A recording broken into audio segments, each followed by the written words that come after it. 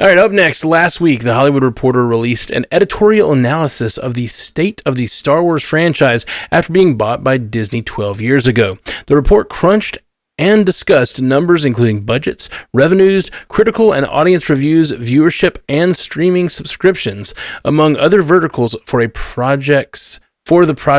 all the projects beginning with The Force Awakens through The Acolyte. While the author and article don't take a definitive stance, amongst poor receptions and fan backlash surrounding multiple projects, they raise the question, has Disney dropped the ball with Star Wars so far? And if so, is there still hope for the future?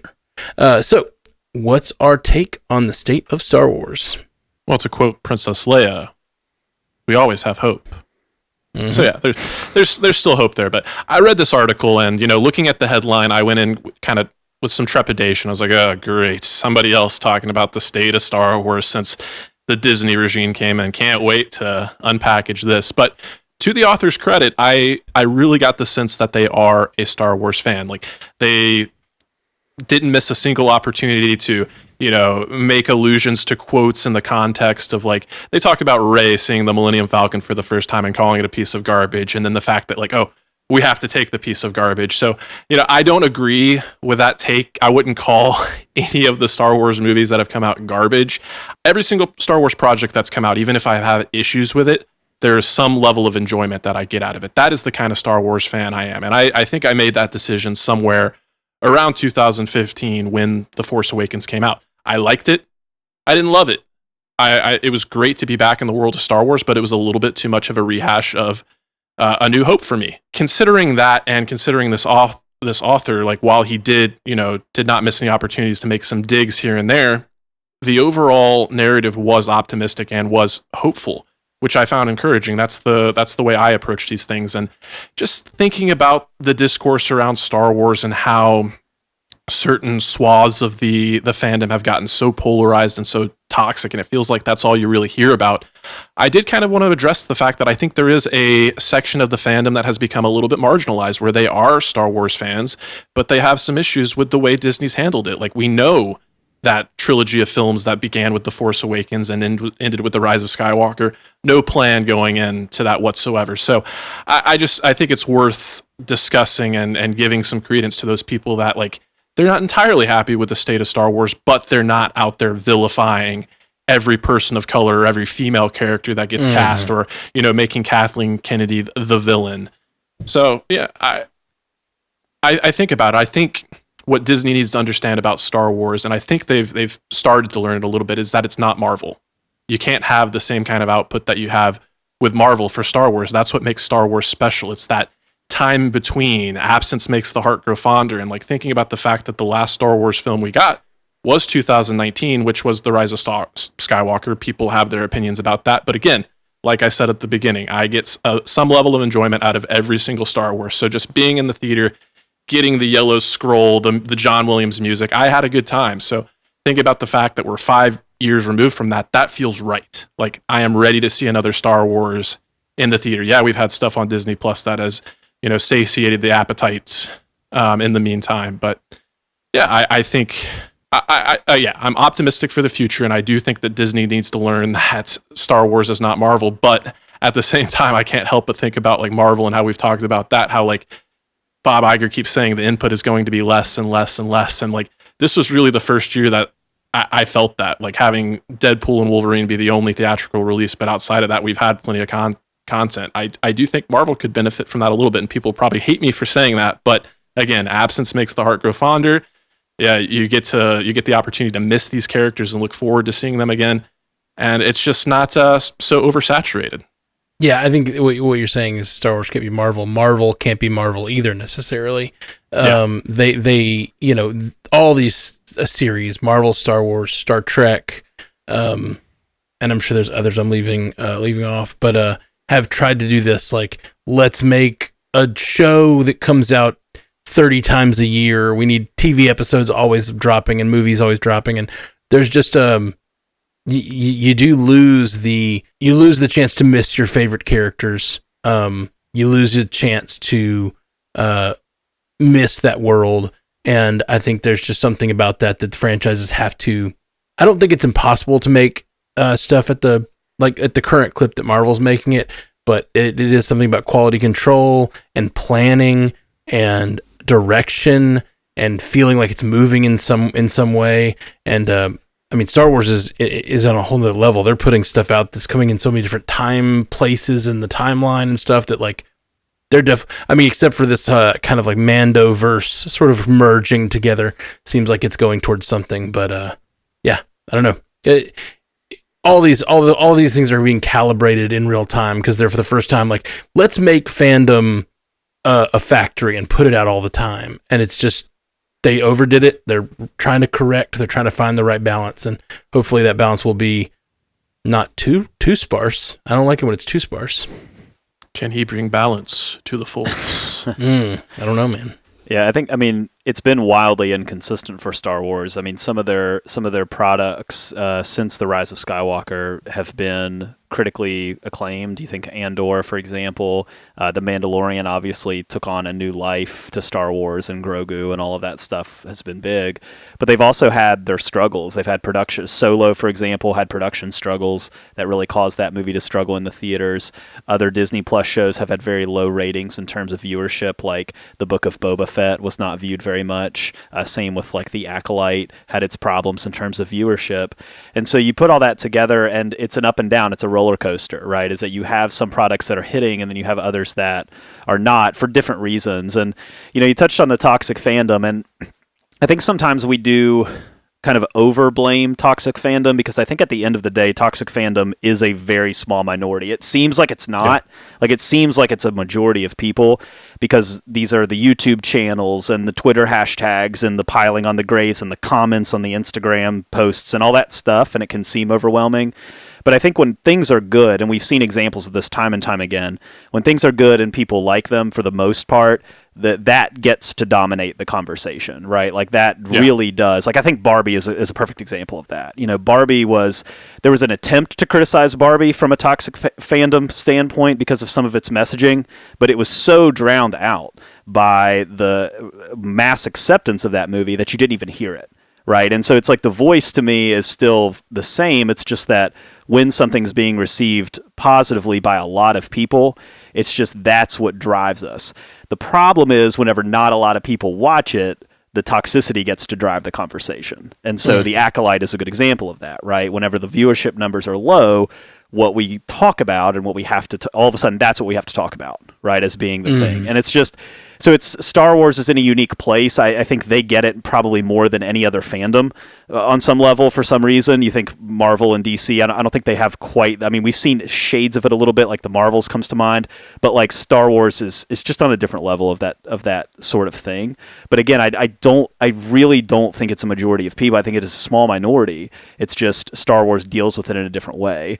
But overall here, I think one thing I wanted to touch on is that Star Wars itself is still a very valuable franchise. Like this article mentioned that sales for Star Wars merchandise and Star Wars material like that is through the roof. It's still cranking out a ton of money. People love the product. When you go to Galaxy's Edge, like that is a huge money generator at Disney. Like so there are people still have an appetite for it. They still love it, and there's still people willing to spend a lot of money on it. And so I think that's positive. If you want to look at it in a positive way, is you could say, hey, the future can be bright because people still love it. It's just what are you going to do with it from here on out? And are people going to accept this as like good content? Because at the end of the day, like people are going to give some grace to Star Wars because it's Star Wars. But there's only so much of that you can give. So at some point, if we can get that back on the right track, I think the future can be bright. So to answer the question the article posed, is Disney bad at Star Wars? I think the answer is no, but I think they could be better ultimately. Sure. So the quote I'll use is from The Rise of Skywalker, and it's Billy D. Williams as Lando saying, "There are more of us." And that's always what I think of when I hear about Star Wars' toxic fandom. There are actually more of us who don't feel that way, but you don't hear about that, like you were saying, Jay. Star Wars, I think probably more than any other franchise that has ever existed, relies so much on nostalgia. And when Star Wars does nostalgia well, the fans love it. That was something that The Mandalorian did extremely well in its first season. It reminded people of those first original movies. It reminded them of this grounded storytelling that originally existed. The look, the feel of the world, everything about it harkened back to A New Hope. And when The Mandalorian started to go away from that in like season 3 recently, people didn't like it as much. Then you go, well, but hey, Haley, Andor had nothing to do with nostalgia, and it went through the roof. People ate it up, they loved it. But I think that with Andor, it was so different and so well done that people were here for it, kind of like with Rogue One. It was very singular, very standalone, but it was so well done that people couldn't, you can't find that many bad things, if anything, to say about Rogue One. And so I always think about that with Star Wars, like, and I'm not somebody who has a ton of nostalgia with Star Wars. Like, I didn't exist in 1977, first of all, so I didn't see it when it came out. I didn't really become a big fan until a few years ago, but I know that that's like a cornerstone of the Star Wars fandom, and I think when they lean into it and do it well, it works and people love it. And when they try new stuff, I love it. I'm here for it. I want to see new things in Star Wars because that's how you move the storytelling forward in a world where the storytelling relies so much on filling in gaps. And that's something that's really hard to wrangle, I think, in general. So, you know, going forward, we have Dave Filoni as the chief creative officer. I think we're going to see that shift that we're talking about. He is George's acolyte. He understands Star Wars so well, and he understands the way to tell those stories really well. And I'm really excited to see what else he's going to bring us. I wouldn't vilify anybody at Lucasfilm because, I mean, what an impossible task to be given, to be handed the keys to like the most recognizable franchise to ever exist, and hope and pray that you're doing something that people will like. And so, yeah, it's not Disney doing it badly. It's just that sometimes you're never going to meet expectations because some people can never be satisfied, and that's you can't let that like hold you back when you're doing stuff like this. So I'm hopeful for their future, and I've enjoyed everything, and I can't wait for more. The only note I wanted to throw on that was toxicity in fandom is such a broad topic, and there are different kinds of toxicity. And like there is obviously misogyny, racism that I think has no place in the discussion. Like, and a lot of times I don't even think those people are fans. A lot of them are, agitators who see an opportunity to use the big budget movie that's out to like try to rile people up toward the misogyny and racism they're already trying to spill all over the internet. But there's another kind of toxicity, which is just like, this isn't like what I grew up with. Like this isn't enough like my thing. And then there's the other, even further out. I don't think that take is inherently toxic. It's about how you express that, right? Definitely not. Right. Yeah. Like, it's just like that nothing, it's sort of the nostalgia, the dark side of nostalgia, which is like, I love the thing that I grew up with so much that nothing will ever live up to it, but I keep expecting it to, and then I shit on it when it doesn't. Like, you're having an internal problem with your, like, meter of what a movie can do. And every once in a while, it'll meet that. And I do think the idea with, like, Rogue One and Andor, they did a thing where it's just so different that it was nostalgic because it had some of the iconography, but it's so different. You can just have a new experience as an adult and enjoy a Star Wars thing.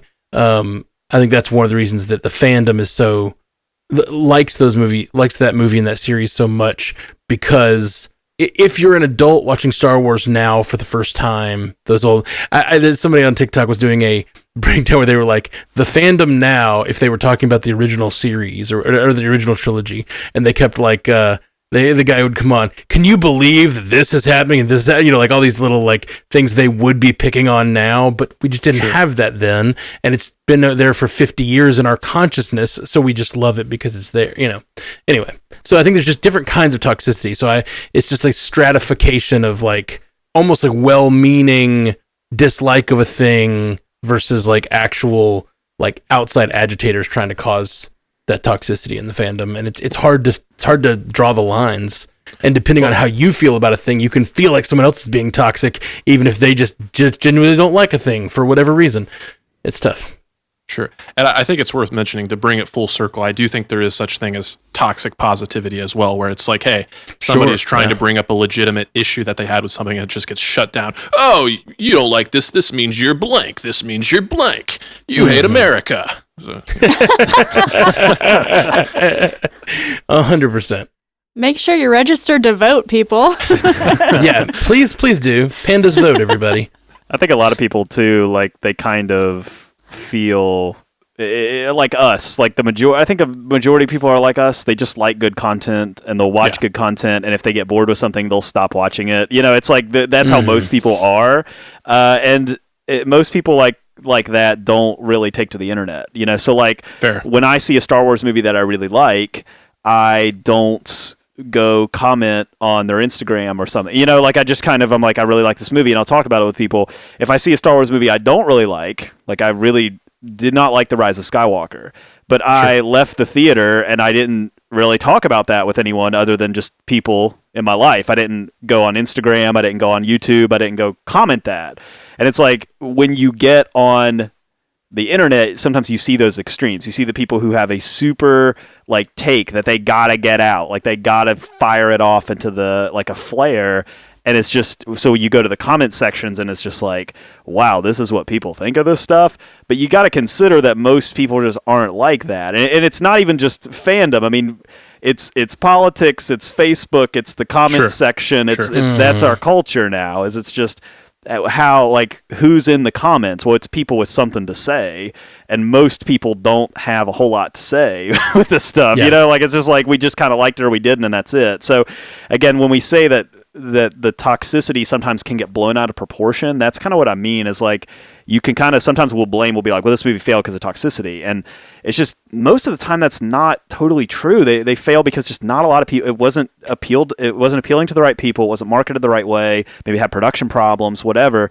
Maybe the content just didn't really match up with people's expectations, whatever. Like that's why movies don't do well. But to put the toxicity is not that it's not that powerful. It doesn't have the power to really destroy these franchises. But you know, production woes and overpriced budgets and low scores and just kind of meh receptions, those do. And those are some of the things that Star Wars has realistically struggled with since it was acquired by Disney. One thing, you brought up the Barbie example earlier as something that like doesn't have the same sort of toxicity. And that's why one of the reasons I wanted to bring up the different kinds of toxicity we have, because one of the reasons I think that's successful is because it didn't have a fandom. Like, there weren't a lot of people sitting around going like, this isn't my Barbie movie. You know what I mean? Like, there wasn't a Barbie movie from 40 years ago that we compare it to and like had this like love of it since we were children. It was like, that was a really good movie, and full stop. You don't have to start comparing it to everything else. And I think that sometimes when a franchise is kind of new to the scene, it has that opportunity to define itself and not have to be weighed against something else.